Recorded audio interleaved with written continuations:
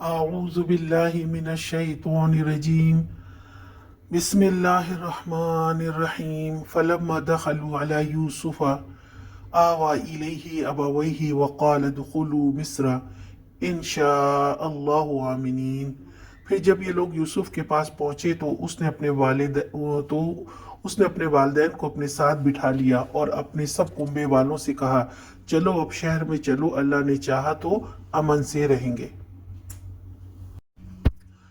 کنعان سے چل کر بنی اسرائیل کا یہ پورا خاندان جب حضرت یوسف علیہ السلام کے پاس مصر پہنچا تو آپ نے خصوصی اعزاز کے ساتھ ان کا استقبال کیا اور اپنے والدین کو اپنے پاس امتیازی نشستیں پیش کی۔ وقال ادخلوا مصر ان شاء اللہ آمنین، اب آپ لوگوں کو کوئی پریشانی نہیں ہوگی، اگر اللہ نے چاہا تو یہاں آپ کے لیے امن و چین اور سکون اور راحت ہی ہے۔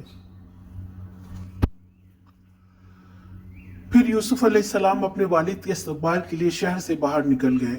ادھر سے والدین اور بھائی آتے ہیں، اپنے والد کو گلے لگایا اور کہا مصر میں داخل ہو جائیں، ہنسی خوشی زندگی گزاریں، ہر غم اور پریشانی کو بھول جائیں، امن و امان سے رہیں اگر اللہ تعالیٰ نے چاہا تو۔